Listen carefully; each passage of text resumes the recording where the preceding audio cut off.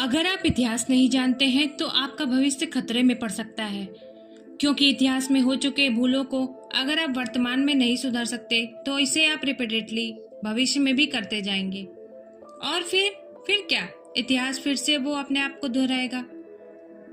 आप में से आज जो लोग भी ये मेरा वीडियो देख रहे हैं वो कहेंगे कि कोरोना का पेंडेमिक का टाइम तो बहुत ही बुरा था और इसके बाद ये युद्ध, ये लड़ाई, ये उतार चढ़ाव, ये इकोनॉमिक क्राइसिस, ये इन्फ्लेमेशन और ये जॉब्स लेआउट। पर दोस्तों, अगर आप भी ऐसा मानते हैं तो रुकिए जरा, मैं आपको आज एक सच सुनाती हूँ कि इतिहास का वाकई में सबसे खराब टाइम किसे कहते हैं।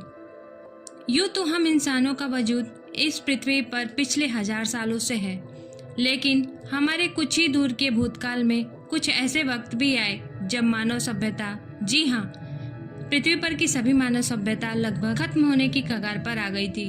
तब पृथ्वी पर बहुत ही कम इंसान बचे थे, बस कुछ मुट्ठी भर, और अगर तब वो भी खत्म हो जाते तो आज इस पृथ्वी पर करीब 8 अरब लोग की जो ये पॉपुलेशन दिख रही है वो होते ही नहीं। तो चलिए दोस्तों, इस वीडियो को शुरू करते हैं। पर आज आपसे मैं ये कहना चाहती हूँ कि इस आज की वीडियो में आप जो जानेंगे वो देखकर आप बस भगवान से यही प्रार्थना करेंगे कि ऐसा वक्त फिर कभी दोबारा ना आए। तो आप सभी का दोबारा स्वागत है एक्सप्लोरिंग मिस्ट्री में। Number 1, the mass extinction of human.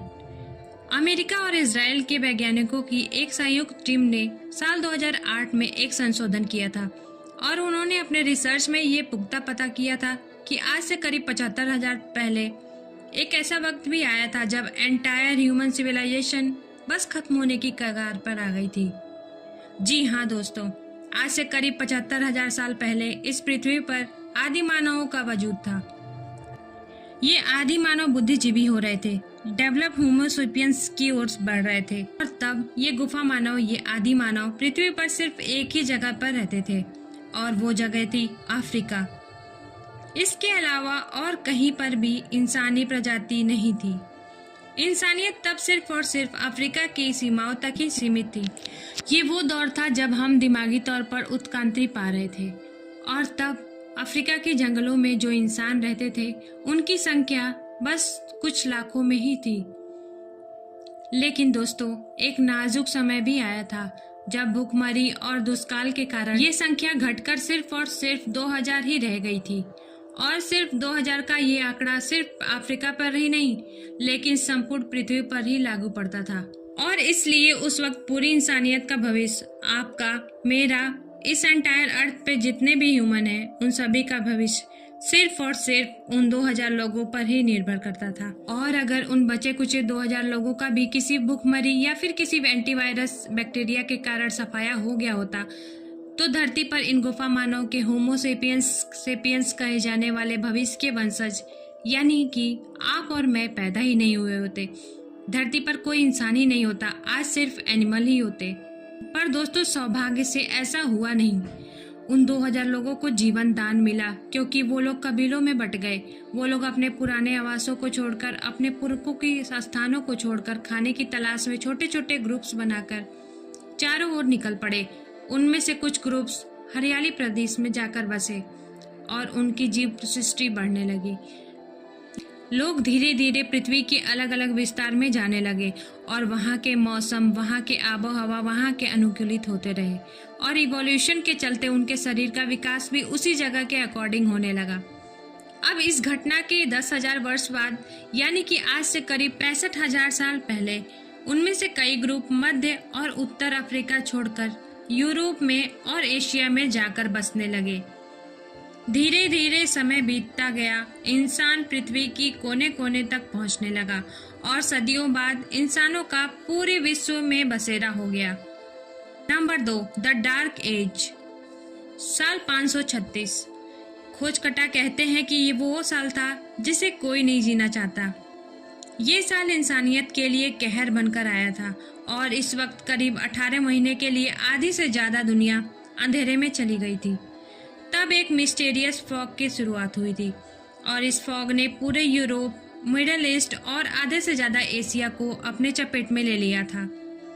तब सनलाइट मिल नहीं रही थी, इसलिए फसलें पूरी तरह से तबाह हो गई थी। एवरेज टेम्परेचर 2.5 डिग्री सेल्सियस तक गिर गया था और चारों ओर अफरा तफरी और हाहाकार मच गया।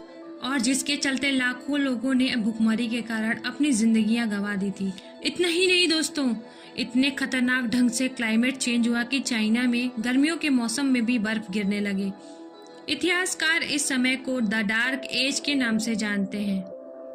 Number 3, the great big bionic plague. इसे द ब्लैक डेथ भी कहा जाता है और ये महामारी साल 1347 से 1352 तक फैली थी और ये इंसानी इतिहास में आज तक की सबसे खतरनाक महामारी थी।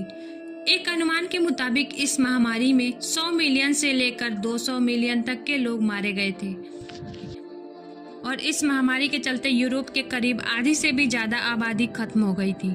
इतिहासकार इस महामारी की गंभीरता को बताते हुए कहते हैं कि उस वक्त इतने लोग मरे थे कि जो जिंदा बचे थे उनके पास सबों को दफनाने के अलावा और कोई काम ही नहीं था। और हैरानी की बात यह थी कि जितने लोगों को दफनाया जाता था अगले दिन उससे भी ज्यादा मौतें हो जाती थी।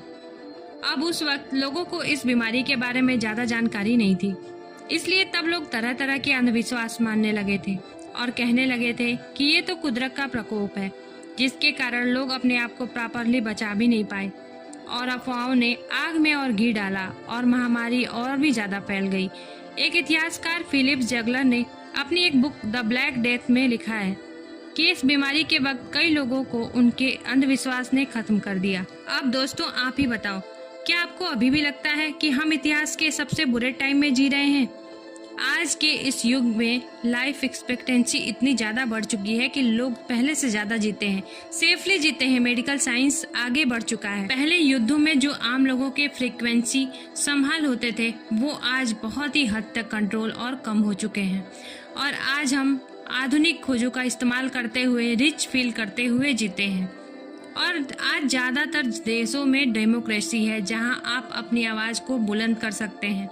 इसलिए दोस्तों मुस्कुराएं क्योंकि आप 21st सेंचुरी में हैं, लेकिन अपने इतिहास को हमेशा याद रखें क्योंकि इतिहास में हुई भूलों से हम सीखेंगे और अगर नहीं सीखे तो इतिहास अपने आप को फिर से दोहराएगा।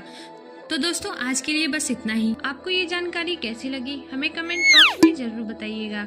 अगर आप हमारे चैनल पे नए हैं तो लाइक सब्सक्राइब करना ना भूलिएगा।